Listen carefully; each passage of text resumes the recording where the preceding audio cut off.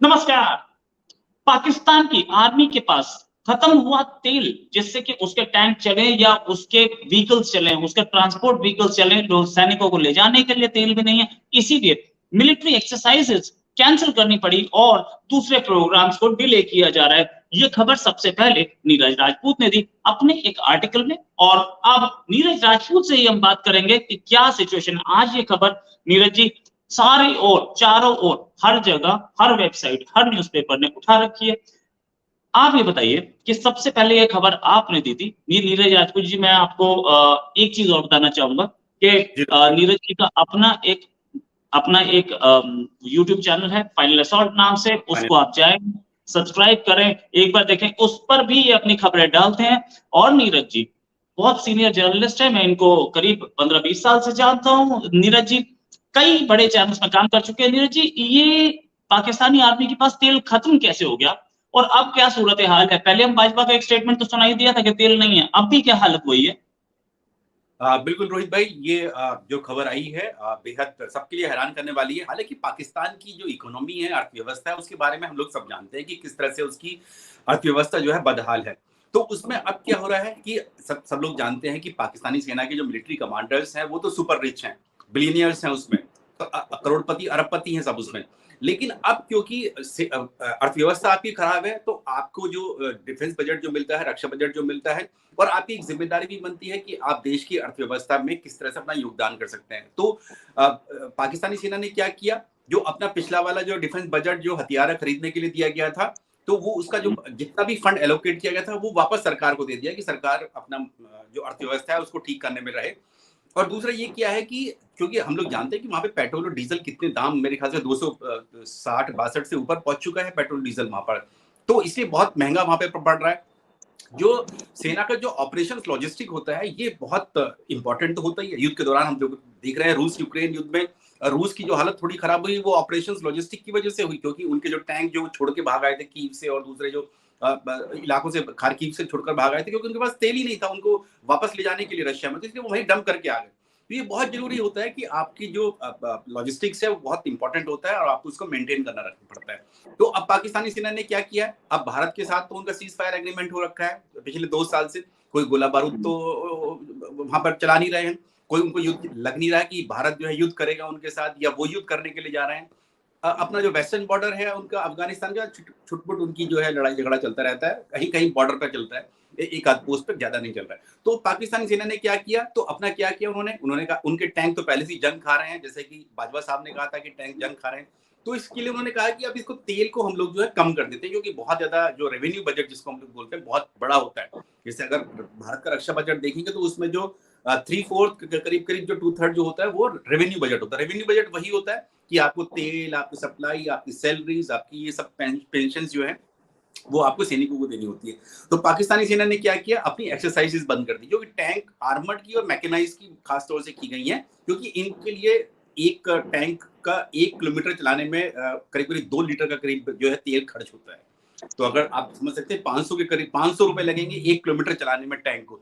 तो पाकिस्तानी सेना ने पिछले साल क्या किया था, कहा था कि दूर जाए ना अपना एक्सरसाइज करने के लिए, पिछले साल से ही चल रही है ये कोशिश पाकिस्तानी सेना की। उन्होंने कहा दूर ना लेके जाएं अपनी सेना को कहीं रिमोट एरिया में या फार फ्लंग एरिया में कि एक्सरसाइज करने के लिए, ताकि उनको टैंक, अपने मिलिट्री व्हीकल्स, क्योंकि मूवमेंट सैनिकों की जो होती है वो सब ट्रक में ही होती है, मिलिट्री ट्रक्स में होती है, तो उसमें कम होगा। लेकिन और पिछले साल क्या किया था, ड्राई डे उन्होंने डिक्लेयर किया था फ्राइडे को, कि हर शुक्रवार को ड्राई डे, लिकर या वाइन वाला ड्राई डे नहीं, यानी कि कोई सेना की कोई गाड़ी ही नहीं चलेगी उनकी, फ्राइडे को कोई गाड़ी चलती नहीं अनटिल अनलेस की कोई इमरजेंसी ना हो। लेकिन अब उन्हें लग रहा है कि अर्थव्यवस्था और जो रक्षा बजट है वो और बढ़ता जा रहा है, तो इस बार उन्होंने ये डिक्लेयर कर दिया है, जो मिलिट्री ट्रेनिंग के डीजी हैं उनके डायरेक्टर जनरल जो जीएचक्यू में रावलपिंडी में, उन्होंने सभी फॉर्मेशंस को बोल दिया है कि अब आप ट्रेनिंग करने के लिए नहीं जाएंगे, आप जो है जो भी ट्रेनिंग करनी होगी आप वहीं जहां पर आपकी फॉर्मेशन है वहीं छोटी मोटी जो है एक्सरसाइज कर सकते हैं, लेकिन आप बाहर जो जाएंगे इस दिसंबर के एंड तक कहीं पर भी नहीं जाएंगे एक्सरसाइज करने के लिए।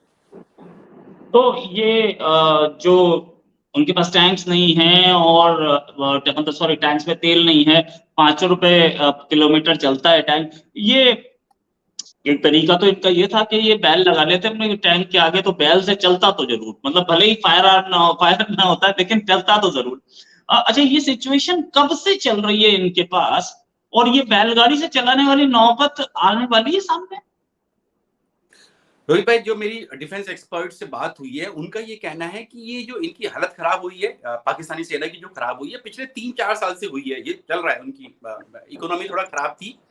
तो ये जो भारत के साथ उन्होंने जो सीज फायर एग्रीमेंट किया फरवरी 2021 में, लोगों को लग रहा था कि पाकिस्तान जो है कैसे शांति के लिए तैयार हो गया है, कि बड़ा क्या वो दोस्ताना संबंध निभाना चाहता है भारत के साथ। लेकिन अब जो खुलकर सामने बात आई है कि इन्होंने सीज फायर एग्रीमेंट भी भारत के साथ इसीलिए किया था क्योंकि इनका जो डिफेंस बजट है, रक्षा बजट जो है, काफी इनके ऊपर बर्डन पड़ रहा है उसका। तो इसलिए इन्होंने सीज फायर एग्रीमेंट किया, क्योंकि हम लोग देख रहे थे उससे पहले 2019-20 के आसपास जब भी युद्ध विराम का उल्लंघन होता था, भारतीय सेना अपना गोला बारूद गोलियों से तो चला अटैक करती ही थी, रिटेलिएट करती थी, जवाबी कार्रवाई करती थी। अपना जो आर्टिलरी, हमारी जो तोप है, उनके भी मुंह खोल दिए थे, रॉकेट्स भी, और साथ ही ATGM, anti tank guided missile तक से हमने देखा कितने वीडियोज आए थे, ध्वस्त कर दिए थी, उनकी चौकियां कर दी थी।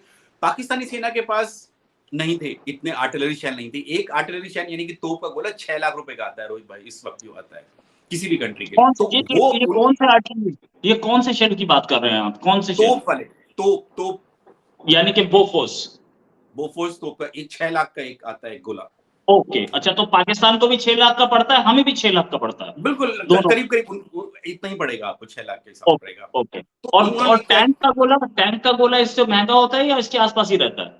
इसके आसपास ही रहता है, थोड़ा कम इसके रहता है आसपास। शायद। या, continue, तो या। इसलिए इन्होंने कहा कि सीज फायर एग्रीमेंट कर लेते हैं, क्योंकि अब फायर भारतीय सेना कर रही है, करते तो है, घुसपैठ कराने के लिए कोशिश कराते हैं, तो रिटेलिएट नहीं कर पा रहे थे, इनके पास एम्यूनिशन नहीं था इनके पास, तो इसीलिए इन्होंने सीज फायर एग्रीमेंट किया फरवरी 2021 में। ये बात निकल कर आई है कि ये अपना पैसा नहीं था इनके पास गोलों के लिए, एम्यूनिशन के लिए, और इसीलिए उन्होंने भारतीय सेना के साथ सीज फायर एग्रीमेंट किया कि हमें कोई गोला दागना नहीं पड़ेगा। और देख रहे हैं पिछले 2 साल से कोई गोली तक नहीं चली, गोला तो क्या, गोली भी नहीं चली वहां पर।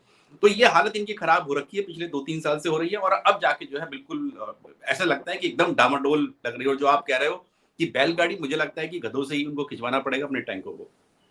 अच्छा, ये आपने एक बड़ी चीज बताई कि सीज फायर एग्रीमेंट कोई एहसान नहीं था, इनके पास पैसे ही नहीं थे लड़ने के लिए, बॉर्डर पे फायरिंग करने के लिए। एक तोप का गोला 6 लाख रुपए का आता है, दिन में अगर 10 भी चलाए, 10 से ज्यादा चलते हैं, 10 भी चलाए तो 60 लाख रुपए। तो ये हालत क्या गवर्नमेंट ऑफ इंडिया को पता थी, या इन्होंने गवर्नमेंट ऑफ इंडिया से छुपाई थी? गवर्नमेंट ऑफ इंडिया को नहीं पता था, गवर्नमेंट को लगा कि ठीक है, पीस आ रही आने दो। देखिए, ये अभी थोड़ा-सा थोड़ा टेढ़ा क्वेश्चन है कि आखिरकार भारत की किस वजह से ये किया था, उन्होंने किया था, ये भारत किस लिए तैयार हुआ था, ये कहना थोड़ा मुश्किल होगा। हालाँकि आने वाले सालों में हो सकता है ये बात निकल कर सामने आए, क्योंकि भारत भी उस वक़्त जो चीन के साथ हमारा जो गलवान घाटी में टेंशन चल रही थी, और पूरा मूवमेंट हमारा उधर की तरफ ही ज़्यादा था। तो इसलिए हो सकता है कि इसीलिए एग्रीमेंट किया हो, भारत ने किया हो। और भारत को इसलिए भी ज़्यादा करना पड़ा क्योंकि जो भारत के जो गाँव हैं रोहित भाई, वो एलओसी के बेहद करीब है हमारे गांव। तो उधर पाकिस्तान की तरफ से कोई शेलिंग होती तो हमारे गांव पर, और जो हमारे रिहायशी इलाके उनके ऊपर आकर गिर रही थी, जिससे हमारे जो सैनिक माफ कीजिए, जो हमारे सिविलियंस हैं, उनको थोड़ा सा नुकसान हो रहा था। इसीलिए शायद तैयार हुई। अगर उन्होंने कहा कि पाकिस्तान अगर तैयार है तो हम लोग भी करने, हम लोग तो शांति प्रिय देश है, अगर हमारे से कोई छेड़ता है तभी हम लोग उसको कुछ ना कुछ उसको छोड़ते नहीं, अदरवाइज तो हम लोग शांति प्रिय देश है। इसीलिए भारत ने कर लिया। लेकिन अब जो मेरे डिफेंस एक्सपर्ट से बातचीत हो रही है, उनका कहना है कि ये सीज फायर एग्रीमेंट भी उन्होंने इसी वजह से किया था कि इनकी इकोनॉमी जो थी उसी वक्त से जो है डामाडोल चल रही थी। राइट, इकोनॉमी डामाडोल चल रही थी। और ये, अच्छा, ये चीज बाजवा साहब ने जब बोली थी तब तो सारे पाकिस्तानी चीखने शुरू हो गए थे, नहीं झूठ बोल रहा है बाजवा। अच्छा, बाजवा के खिलाफ तो सारे के सारे पहले से भी हैं। बाजवा को गाली पड़ी वहां फ्रांस में, तो खुश कौन हुआ? लाहौर में लोग। अरे यार, तुम्हारा ही तो आर्मी चीफ है जिसको गाली पड़ रही है, लाहौर में सब ताली बजा रहे थे। तो बाजवा साहब ने जब बोली थी, इसका मतलब तब भी सिचुएशन सही थी और बाजवा का स्टेटमेंट सही था। बिल्कुल रोहित भाई, बिल्कुल ठीक कहा था उन्होंने। 6 साल तक आर्मी चीफ रहे वो, 3 साल उनको एक्सटेंशन मिला था। उनको बहुत कम, रेयर होता है किसी भी प्रोफेशनल आर्मी में, किसी एक आर्मी चीफ को आप 3 साल और एक्सटेंशन देते हैं, या ज्यादा से ज्यादा 5-6 महीने की आप इंतजार करते। नहीं तो आर्मी चीफ किसी भी दुनिया में, किसी देश की सेना में 3 साल एक्सटेंशन नहीं देते। 6 साल तक रहे वो। उन्होंने जो कहा बिल्कुल ठीक कहा उन्होंने। उनके टैंक जो है पूरी तरह से पुराने पड़ चुके हैं। उनके पास T-80 टैंक जो पुराने रशियन टैंक्स हैं उनके पास हैं, तो वो सब पुराने पड़ चुके हैं। जंग लग चुकी है उन सबकी। उन्होंने खुद कहा था कि ऑप्स लॉजिस्टिक उनके पास है नहीं, ऑपरेशन लॉजिस्टिक उनकी आर्मी के पास है नहीं युद्ध लड़ने के लिए। युद्ध लड़ने के लिए आपको ऑपरेशन लॉजिस्टिक चाहिए। हथियार तो ठीक है आपके पास है, आप चले जाएंगे, कूद जाएंगे, रणभूमि में कूद जाएंगे, लेकिन वहां पर सस्टेन कैसे करेंगे आप युद्ध को? अभी रशिया यूक्रेन वॉर 1 साल से चल रहा है, कैसे सस्टेन करेंगे आप वॉर को? शॉर्ट एंड स्विफ्ट वॉर तो ठीक है, सर्जिकल स्ट्राइक तो ठीक है, वो 6 घंटे में ही, 1 दिन में, 4 दिन में ही खत्म हो गए, लेकिन लॉन्ग वॉर के लिए नहीं तैयार है पाकिस्तानी सेना। इसीलिए भाजपा साहब ने बिल्कुल ठीक कहा था। और अब इसका जो नतीजा जो सामने आ रहा है पाकिस्तानी सेना का, कि पाकिस्तानी सेना में बहुत ज्यादा फूट हम लोग जानते ही हैं कि इस वक्त जो है कोर्ट मार्शल चल रहे हैं उनके यहाँ पे, कोर कमांडर के उनके जो है उनको कोर्ट मार्शल कर दिया गया है उनके यहाँ पर।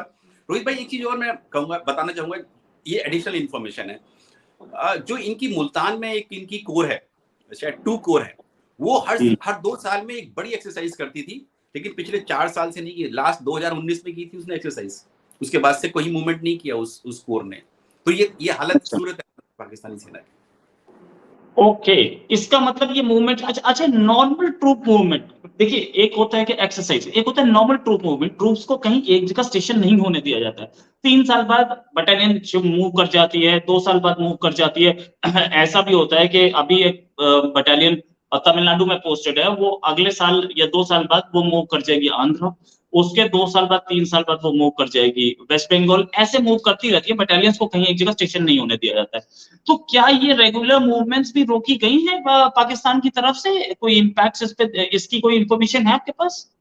रोहित भाई, ये शायद नहीं होगा ऐसा, क्योंकि देखिए ट्रूप्स को बहुत ज्यादा दिन तक आप एक जगह पे नहीं रख सकते हैं। अपनी मशीनरी को आप रख सकते हैं, वेपन्स को आप एक जगह रख सकते हैं, जो आर्मर्ड आपकी जो टैंक ब्रिगेड होगी या आरटी होगी वो तो एक जगह ही रहेंगे, जो हथियार हैं वो एक जगह रहेंगे, लेकिन सैनिकों को एक जगह रखना थोड़ा मुश्किल होता है। उनको छुट्टी पे भी जाना होता है, उनको लीव भी चाहिए होती है, और उनको एक जगह रहने से उनको लगता है कि 2-3 साल अगर एक जगह रह गए, और ये आर्मी की ये सिखलाई है कि अगर आप 3 साल, और उनके रूल्स में भी है कि 3 साल से ज्यादा कहीं पर भी आप सैनिकों को नहीं रखते हैं, बहुत रेयर केसेस में रखते हैं वॉर लाइक सिचुएशन में, अदरवाइज पीस टाइम में आप 2 या 3 साल से ज्यादा नहीं रखते हैं आप एक जगह पर सैनिक। तो सैनिकों की मूवमेंट पर ऐसा कोई रेस्ट्रिक्शन नहीं है।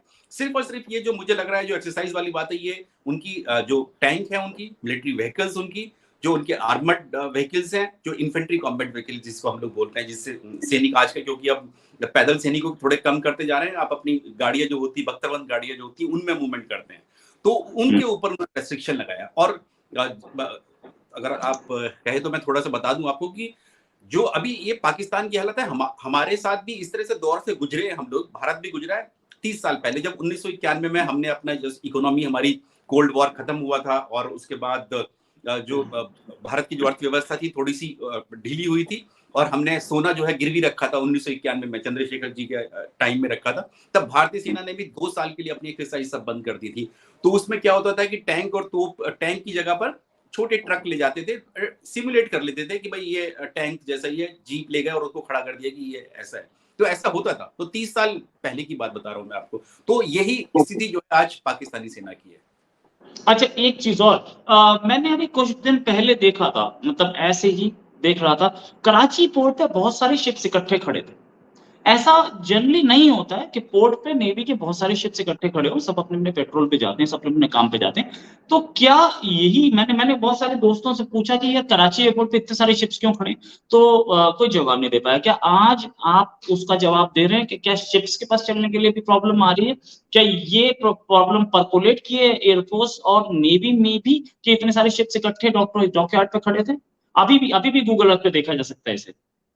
रोहित भाई, इसका रीजन ये है क्योंकि अब पाकिस्तानी सेना जो है वो चीन के ऊपर डिपेंड करती है, चीन की पीएलए सेना पर, अब पीएलए नेवी के ऊपर करती है। पीएलए नेवी का बहुत मूवमेंट रहता है अरब सागर में, अगर आप जानना चाहें तो।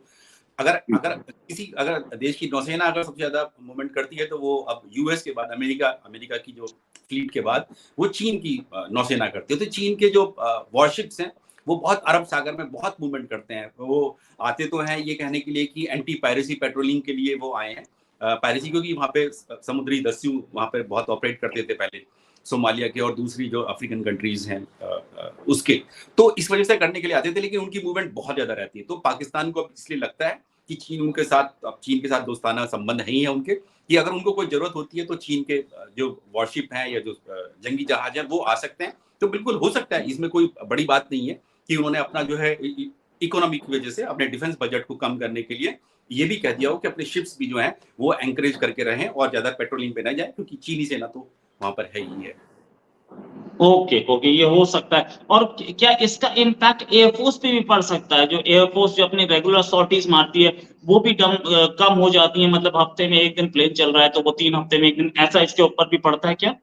इस पर मेरी बात हुई थी इस बारे में कि जब ये बात आई ना कि ये एक्सरसाइज जो बंद की गई है, तो ये पता चला कि जो तेल की कमी हो गई है, एक्सरसाइज बंद कर दी है। लेकिन पाकिस्तानी वायुसेना की एक एक्सरसाइज अभी चल रही है, उसका नाम कुछ हॉक करके है, जिसके बारे में ओपन सोर्स में है वो जानकारी कि उनके जो जो उसमें कोई फाइटर जेट्स इन्वॉल्व नहीं है, सिर्फ और सिर्फ वो जो सर्वेलेंस वाले जो एवेक्स जिसको हम लोग बोलते हैं, उनकी जो एयरक्राफ्ट है उनकी मूवमेंट हमने देखी है, तो शायद उनकी एक्सरसाइज उस पर चल रही है। तो अभी ये बहुत जल्दबाजी होगा कहना कि उनके जो फाइटर जेट्स वगैरह हैं क्या उड़ान भर रहे हैं या नहीं बढ़ रहे हैं, लेकिन उनकी एक एयरफोर्स की एक्सरसाइज जो है इस वक्त चल रही है, वो हॉक के नाम से शायद है वो जो चल रही है, लेकिन अच्छा। उसमें कोई फाइटर जेट्स नहीं है, सिर्फ और सिर्फ एवेक्स है जो टो लेते हैं, सर्वेलेंस रखते हैं, आसपास अपने इलाकों में रखते हैं, वो उसके लिए। राइट, फाइटर जेट्स नहीं है और तेल की कमी है। ऐसे में क्या आप पाकिस्तानी सेना की उम्मीद क्या करते हैं? पाकिस्तानी सेना अब लड़ने लायक तो नहीं बची है, ये तो क्लियर है, लड़ने लायक नहीं बची है। तो पाकिस्तानी सेना जो जिस तरीके से चल रही है, उस तरीके से वो जो धमकी देते हैं बार बार कि हम डरते नहीं है और वो, ये सब क्या है? अब नहीं रोहित भाई, अब नहीं धमकी दे पाएंगे वो कश्मीर के नाम पे, अब नहीं दे पाएंगे वो कश्मीर के नाम पे। अभी तो जो आप लड़ने की बात कर रहे हैं, अब वो भारतीय सेना तो छोड़े, पहले बलूच से जाके लड़ लें। बलूचिस्तान में इतना उनका इंसर्जेंसी चल रही है, उनके वहां पर जो उन्होंने अटैक कर रहे हैं, कितना आप लोग लगातार हम लोग देख रहे हैं कितने अटैक्स जो है बलूच जो फाइटर्स हैं वो कितना अटैक कर रहे हैं पाकिस्तानी सेना के ऊपर। खैबर पख्तूनवा में अपना टीटीपी जो तहरीक तालिबान पाकिस्तान ने नाक में दम किया हुआ, लगातार वो पोस्ट पर पाकिस्तानी सेना की चौकी पर अटैक कर रहा है। तो पहले वो उनसे लड़ लें, पहले उनसे समझ लें, भारतीय सेना तो बहुत दूर की बात है। बहुत दूर की बात है। और पाकिस्तानी सेना को मैं एक रिकमेंडेशन दूंगा कि 5-10 बैल खरीद लो। हमारे यहाँ बैलों की रेस होती है, वो बैल अगर आप लगा लोगे अपने टैंक के आगे तो चलेगा तो जरूर, चाहे वो स्पीड पर ना चले, चलेगा जरूर। और बैल अच्छी चीज होती है, बायो जैसे बोलते हैं ना, इको फ्रेंडली, या बोलते हैं वो हमारे यहाँ बोलने लगे ना आजकल, वो ग्रीन ग्रीन टैंक, वो वाला टैंक चल जाएगा आपका। इसी के साथ जल्दी ही एक डिस्कशन और करेंगे। नीरज जी, बहुत बहुत थैंक यू। धन्यवाद। नीरज जी का एक अपना चैनल है फाइनल असॉल्ट, उसको फाइनल जाकर के असॉल्ट। अभी जरूर चेक करें यूट्यूब पे। और वो सारी खबरें, डिफेंस के एक्सपर्ट है और बहुत साल से डिफेंस कवर कर रहे हैं। मैं इनको पर्सनली जानता हूँ, इतने साल से डिफेंस कवर कर रहे हैं कि डिफेंस के एक इन्स एंड आउट्स इनसे छुपा हुआ नहीं है। Thanks a lot Neeraj ji for joining. उम्मीद है जल्दी थैंक एक यू रोहित डिस्कशन भाई। और करते हैं। अभी के सो लिए नाइस ऑफ नमस्कार, यू धन्यवाद, फॉर योर वर्ड्स। जय हिंद।